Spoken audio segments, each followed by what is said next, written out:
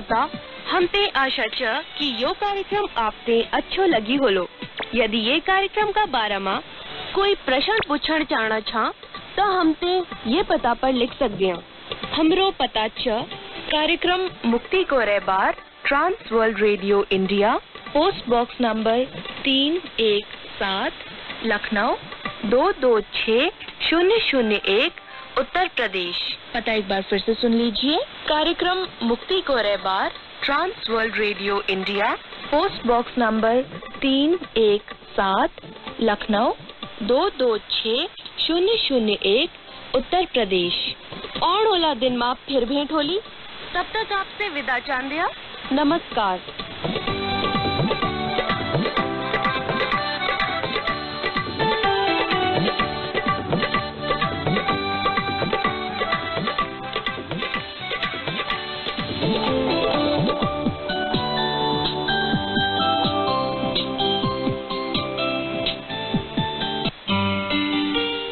प्रिय श्रोतागण, अभी आप सुन रहे थे गढ़वाली भाषा में कार्यक्रम परमेश्वर का वचन कहता है, धन्य है वे जो परमेश्वर का वचन सुनते और मानते हैं। आइए सुनिए हमारा अगला कार्यक्रम पंजाबी भाषा में।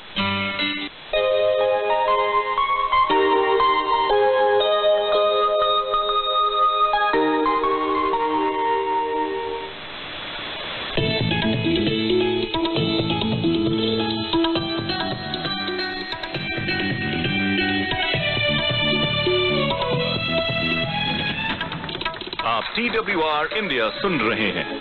भारत के लिए आशा का संदेश रेडियो और इंटरनेट के माध्यम से TWR 360 पर, यानी कि www.twr360.org।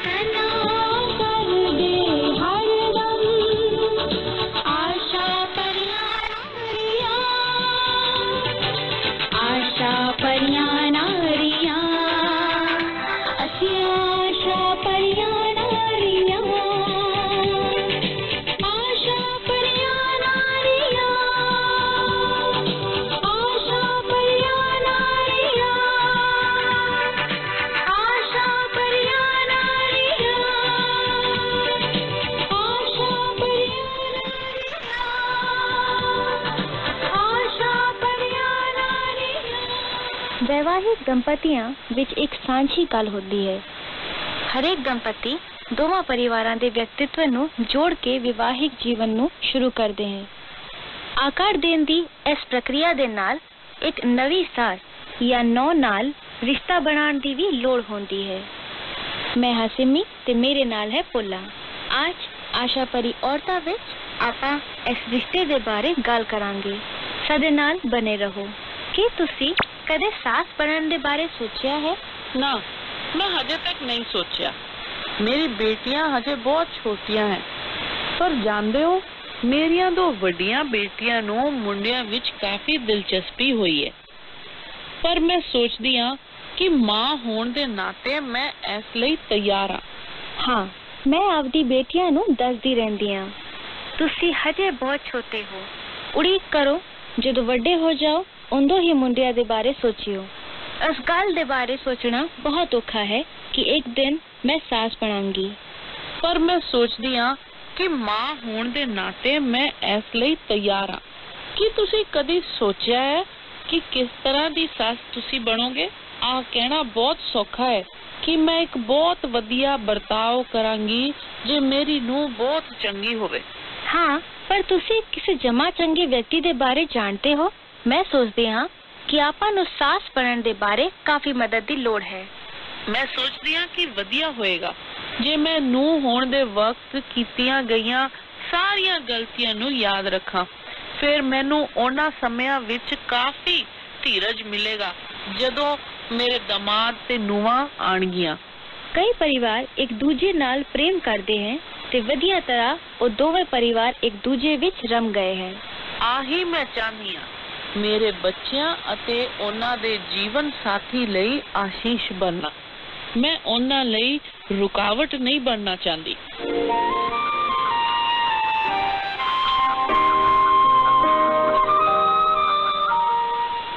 ਸੱਸ ਨੂੰ ਜਦੋਂ ਤੁਸੀਂ ਮੇਰੇ ਤੋਂ ਆ ਸ਼ਬਦ ਸੁਣ ਰਹੇ ਹੋ ਤਾਂ ਤੁਹਾਡੇ ਮਨ ਵਿੱਚ ਕੀ ਖਿਆਲ ਆਉਂਦਾ ਹੈ ਕਿ ਤੁਸੀਂ ਉਹਨਾਂ ਨੂੰ ਦੋ ਵਿਰੋਧੀ ਜਾਂ ਦੁਸ਼ਮਣ ਸਮਝਦੇ ਹੋ ਜਾਂ ਫਿਰ ਵੇਖਦੇ ਹੋ ਕਿ ਉਹ ਦੋਵੇਂ ਮਿੱਤਰ ਹੈ। ਮੈਂ ਸੱਸ ਵੀ ਹਾਂ ਤੇ ਨੂੰਹ ਵੀ ਹਾਂ। ਮੈਂ 31 ਸਾਲਾਂ ਤੋਂ ਨੂੰਹ ਹਾਂ, 6 ਸਾਲਾਂ ਤੋਂ ਮੈਂ ਸੱਸ ਹਾਂ। ਤਾਂ ਮੈਂ ਤੁਹਾਨੂੰ ਦੋਵਾਂ ਨਜ਼ਰੀਆਂ ਤੋਂ ਦੱਸਾਂਗੀ। ਮੈਂ ਆਪਣੀ ਸੱਸ ਤੇ ਨੂੰਹ ਨਾਲ ਪ੍ਰੇਮ ਕਰਦੀ ਹਾਂ। ਦੋਵਾਂ ਨਾਲ ਮੇਰਾ ਰਿਸ਼ਤਾ ਬਹੁਤ ਮਜ਼ਬੂਤ ਹੈ, ਪਰ ਸਾਡੇ ਵਿੱਚ ਪਰੇਸ਼ਾਨੀਆਂ ਆਈਆਂ ਸੀ। ਮੇਰੀਆਂ ਕਈਆਂ ਸਹੇਲੀਆਂ ਮੇਰੇ ਜਿੰਨੀਆਂ ਭਾਗੀ ਨਹੀਂ ਹੈ।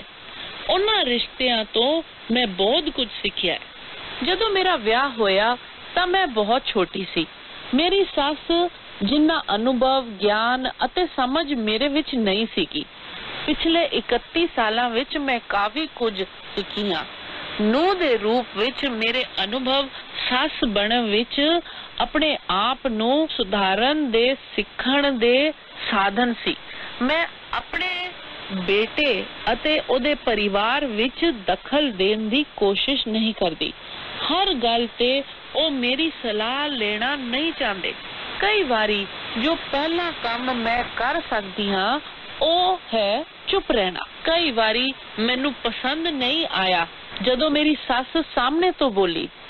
ਹੁਣ ਮੈਂ ਜਾਣਦੀ ਹਾਂ ਕਿ ਉਹ ਮੇਰੇ ਲਈ ਪ੍ਰੇਮ ਅਤੇ ਆਦਰ ਦੇ ਲਈ ਬੋਲੀ ਸੀ, ਪਰ ਮੈਂ ਜਦੋਂ ਛੋਟੀ ਸੀ ਤਾਂ ਮੈਂ ਉਹਨੂੰ ਉਸ ਤਰ੍ਹਾਂ ਨਹੀਂ ਸੋਚਿਆ ਸੀ।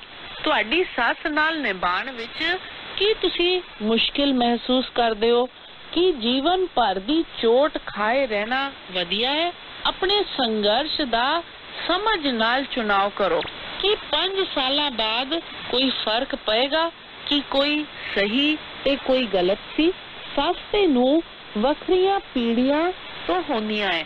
ਉਹ ਹਮੇਸ਼ਾ ਵੱਖਰੇ ਤਰੀਕਿਆਂ ਨਾਲ ਕੰਮ ਕਰਦੀਆਂ ਹੈ। ਮੇਰੀ ਨੂੰਹ ਮੇਰੀ ਤਰ੍ਹਾਂ ਘਰ ਨਹੀਂ ਸਜਾਉਂਦੀ ਹੈ।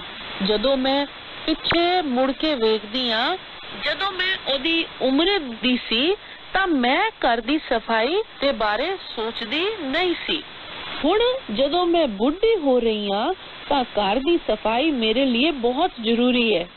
ਸੋ ਇਸ ਗੱਲ ਨੂੰ ਮੈਨੂੰ ਆਪਣੇ ਮਨ ਵਿੱਚ ਰੱਖਣਾ ਹੈ ਜਦੋਂ ਮੈਂ ਆਪਣੀ ਨੂੰਹ ਨਾਲ ਹੁੰਦੀ ਹਾਂ। ਸ਼ੁਰੂ ਵਿੱਚ ਨੂੰਹ ਨਾਲ ਮੇਰਾ ਰਿਸ਼ਤਾ ਕੋਮਲ ਸੀਗਾ। ਹੁਣ ਆ ਰਿਸ਼ਤਾ ਵਧੀਆ ਤਰ੍ਹਾਂ ਅੱਗੇ ਵਧ ਰਿਹਾ ਹੈ। ਹੁਣ ਮੈਨੂੰ ਆਪਣਾਪਨ ਲੱਗਦਾ ਹੈ। ਜਦੋਂ ਮੈਂ ਉਹਦੇ ਲਈ ਹੁਣ ਭਾਂਡੇ ਖਰੀਦਦੀ ਹਾਂ ਤਾਂ ਉਹਨੂੰ ਡਰ ਨਹੀਂ ਲੱਗਦਾ। ਉਹ ਜਾਣਦੀ ਹੈ ਕਿ ਮੈਂ ਪ੍ਰੇਮ ਨਾਲ ਕਰਦੀ ਹਾਂ ਤੇ ਉਹਦੇ ਲਈ ਸੇਵਾ ਦੇ ਲਈ ਕਰਦੀ ਹਾਂ। ਇੱਕ ਲੇਖ ਜੋ ਮੈਂ ਪਿਛਲੇ ਦਿਨਾਂ ਵਿੱਚ ਪੜ੍ਹਿਆ ਹੈ ਕਹਿੰਦਾ ਹੈ, ਇੱਕ ਸੱਸ ਨੇ ਨੂੰਹ ਦੇ ਲਈ ਕਿਹਾ, ਮੈਂ ਉਹਨੂੰ ਹੁਣ ਪ੍ਰੇਮ ਕਰਾਂਗੀ ਕਿਉਂਕਿ ਉਹ ਮੇਰੇ ਬੇਟੇ ਦੀ ਪਤਨੀ ਹੈ। ਇੱਕ ਦਿਨ ਮੈਂ ਉਹਦੇ ਲਈ ਉਹਨੂੰ ਪ੍ਰੇਮ ਕਰਾਂਗੀ ਜਿਸ ਤਰ੍ਹਾਂ ਉਹ ਮੈਨੂੰ ਪ੍ਰੇਮ ਕਰੇਗੀ। ਇਸ ਦੇ ਵਿਚਕਾਰ ਅਸੀਂ ਨਾਲ ਨਾਲ ਚੱਲਾਂਗੇ। ਆ ਇੱਕ ਬੁੱਧੀਮਾਨੀ ਭਰੀ ਸਲਾਹ ਹੈ। ਜਦੋਂ ਆਪਾਂ ਪਹਿਲੀ ਵਾਰੀ ਮਿਲਦੇ ਹਾਂ ਉਦੋਂ ਹੀ ਆਪਾਂ ਦੂਜੇ ਪਰਿਵਾਰ ਦੀ ਤਾਰੀਫ ਨਾ ਕਰ ਸਕੀਏ, ਪਰ ਆਪਣੇ ਪਾਰਸਪਰਿਕ ਪ੍ਰੇਮ ਦੇ ਕਾਰਨ ਆਪਾਂ ਨੂੰ ਨਾਲ ਨਾਲ ਚੱਲਣ ਦਾ ਨਿਸ਼ਚੈ ਕਰਨ ਦੀ ਲੋੜ ਹੈ। ਸੱਸ ਹੋਣ ਦੇ ਨਾਤੇ ਮੇਰੇ ਬੇਟੇ ਦੇ ਪਰਿਵਾਰ ਦੇ ਸਮੇਂ ਅਤੇ ਪ੍ਰੇਮ ਦੇ ਲਈ ਕੋਸ਼ਿਸ਼ ਕਰਨਾ ਸੌਖਾ ਹੋਏਗਾ, ਪਰ ਮੈਂ ਇਸ ਨਿਸ਼ਚੈ ਵਿੱਚ ਹੌਸਲੇਮੰਦ ਹਾਂ ਕਿ ਉਹ ਮੈਨੂੰ ਪ੍ਰੇਮ ਕਰਦੇ ਹਾਂ। ਮੈਂ ਉਹਨਾਂ ਨਾਲ ਖੁਸ਼ੀ ਮਨਾਉਂਦੀ ਹਾਂ ਤੇ ਉਹਨਾਂ ਗੱਲਾਂ ਨੂੰ ਸੁਣ ਕੇ ਖੁਸ਼ ਹੁੰਦੀ ਹਾਂ ਜੋ ਵਧੀਆ ਸਮੇਂ ਉਹ ਮੇਰੀ ਨੂੰਹ ਦੇ ਪਰਿਵਾਰ ਨਾਲ ਬਿਤਾਉਂਦੇ ਆ। ਮੈਂ ਆਪਣੇ ਸ਼ਬਦਾਂ ਦੀ ਚੌਕਸੀ ਕਰਨਾ ਸਿੱਖ ਲਿਆ ਹੈ। ਚੁਗਲੀ ਨਾਸ਼ ਕਰ ਦਿੰਦੀ ਹੈ, ਹੌਸਲਾ ਅੱਗੇ ਵਧਾਉਂਦਾ ਹੈ। ਮੇਰੇ ਦੇਸ਼ ਵਿੱਚ ਇੱਕ ਪੁਰਾਣੀ ਕਹਾਵਤ ਹੈ, ਤੁਸੀਂ ਸ਼ਹਿਦ ਨਾਲ ਜ਼ਿਆਦਾ ਮੱਖੀਆਂ ਫੜਦੇ ਹੋ ਇਹਦੇ ਬਜਾਏ ਕਿ ਸਿਰਕੇ ਨਾਲ। ਇੱਕ ਕੌੜੇ ਸੁਭਾਅ ਨਾਲ ਮਿੱਠਾ ਸੁਭਾਅ ਵਧੀਆ ਹੁੰਦਾ ਹੈ। ਯਾਦ ਰੱਖੋ, ਕਰੀਬੀ ਰਿਸ਼ਤੇ ਵਿੱਚ ਮਤਭੇਦ ਆਮ ਗੱਲ ਹੈ, ਉਦੋਂ ਵੀ ਜਦ ਰਿਸ਼ਤਾ ਗੂੜ ਹੋਵੇ। ਜੇ ਸੱਸ ਜਾਂ ਨੂੰਹ ਨਾਲ ਤੁਹਾਡੀ ਪਰੇਸ਼ਾਨੀ ਹੋਵੇ ਤਾਂ ਉਹਦੀਆਂ ਗਲਤੀਆਂ ਦੂਜਿਆਂ ਦੇ ਸਾਹਮਣੇ ਨਾ ਦੱਸੋ, ਉਹਦੇ ਨਾਲ ਤੁਹਾਡਾ ਗੁੱਸਾ ਹੀ ਵਧੇਗਾ। ਇਹਦੇ ਨਾਲ ਤੁਹਾਡਾ ਕੋਈ ਭਲਾ ਨਹੀਂ ਹੋਏਗਾ। ਲੋਕੀ ਤੁਹਾਡੇ ਲਈ ਜੋ ਆਦਰ ਹੈ ਉਹ ਖੋ ਦੇਣਗੇ। ਜੇ ਤੁਸੀਂ ਕੋਈ ਤਿੱਖੀ ਗੱਲ ਨਾ ਕਹੋ ਤਾਂ ਤੁਹਾਨੂੰ ਮਾਫੀ ਮੰਗਣ ਦੀ ਲੋੜ ਨਹੀਂ ਪੈਂਦੀ। ਦੂਜੇ ਪਾਸੇ ਪ੍ਰੇਮ ਭਰੇ ਅਤੇ ਦਇਆ ਭਰੇ ਸ਼ਬਦ ਹਮੇਸ਼ਾ ਸਰਾਹਨਾ ਯੋਗ ਹੁੰਦੇ ਹਨ। ਆ ਇੱਕ ਵਧੀਆ ਸਲਾਹ ਹੈ। ਹਾਂ, ਬਹੁਤ ਵਧੀਆ।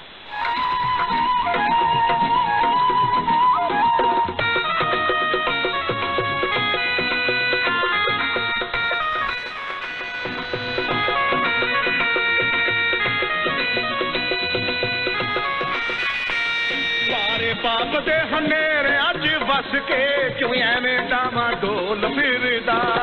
ਭਾਰੇ ਪਾਪ ਦੇ ਹਨੇਰੇ ਅੱਜ ਵਸ ਕੇ ਕਿਉਂ ਐਵੇਂ ਡਾਵਾਂ ਡੋਲ ਫਿਰਦਾ। ਇਸ ਗੱਲ ਨੂੰ ਕਿਉਂ ਨਹੀਂ ਬੰਦੇ ਜਾਣਦਾ, ਵਰਾਉਣਾ ਇੱਥੇ ਥੋੜੇ ਦਿਨਾਂ ਦਾ। ਜਦੋਂ ਜਾਵਣ ਦੀ ਆ ਗਈ ਤੈਨੂੰ ਤਾਰ ਓਏ, ਉਦੋਂ ਨਰਕਾਂ ਚ ਖਾਣੀ ਪੈਣੀ ਮਾਰ ਓਏ। ਯਿਸੂ ਤੈਨੂੰ ਵਾਜਾਂ ਮਾਰਦਾ, ਯਿਸੂ ਤੈਨੂੰ ਵਾਜਾਂ ਮਾਰਦਾ।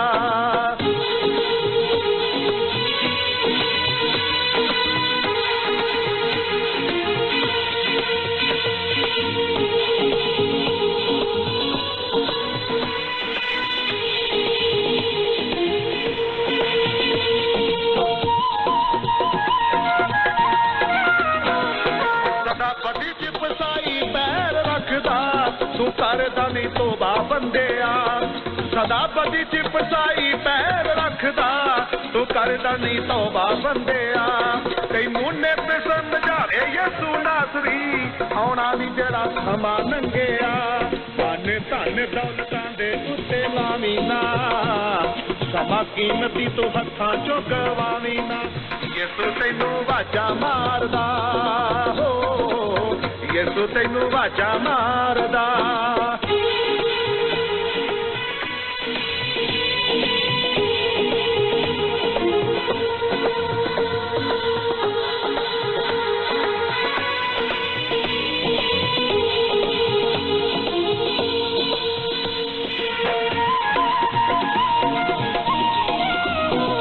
ਇੱਥੇ ਹੁੰਦੀ ਆ ਫਰੇਬਦਾਰੀ ਰੱਜ ਕੇ, ਪਿਆਰ ਕਾਦਾ ਦੁਨੀਆ ਦਾ। ਇੱਥੇ ਹੁੰਦੀ ਆ ਫਰੇਬਦਾਰੀ ਰੱਜ ਕੇ, ਪਿਆਰ ਕਾਦਾ ਦੁਨੀਆ ਦਾ। ਜਦੋਂ ਯਿਸੂ ਨਾਲ ਪਿਆਰ ਸਾਡਾ ਹੋ ਗਿਆ ਤੇ ਡਰ ਕਾਦਾ ਦੁਨੀਆ ਦਾ। ਇਸ ਦੁਨੀਆ ਦਾ ਛੱਡ ਦੇਖਿਆ ਲੋਏ, ਪਾਲੇ ਨਾਸਰੀ ਦੇ ਨਾਲ ਤੂੰ ਪਿਆਰ ਵੇ। ਯਿਸੂ ਤੈਨੂੰ ਵਾਜਾਂ ਮਾਰਦਾ, ਹੋ ਯਿਸੂ ਤੈਨੂੰ ਵਾਜਾਂ ਮਾਰਦਾ।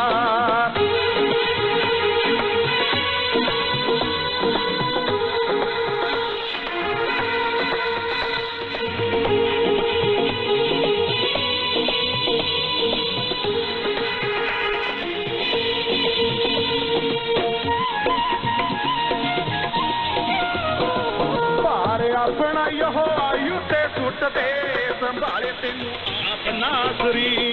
ਭਾਰ ਆਪਣਾ ਯਹੋਵਾ ਉੱਤੇ ਸੁੱਟ ਦੇ, ਸੰਭਾਲੇ ਤੈਨੂੰ ਆਪ ਨਾਸਰੀ। ਤੈਨੂੰ ਕਾਮਿਲ ਮੁਕੱਦਸਾਂ ਨਾਲ ਜੋੜ ਕੇ ਤੇ ਦੇਵੇਗਾ ਨਜਾਤ ਨਾਸਰੀ। ਕੰਨ ਝੂਠਿਆਂ ਪਖੰਡਾਂ ਉੱਤੇ ਨਾ। ਭੈਣ, ਹੁਣ ਤੁਹਾਡੀ ਰੂਹ ਦੇ ਲਈ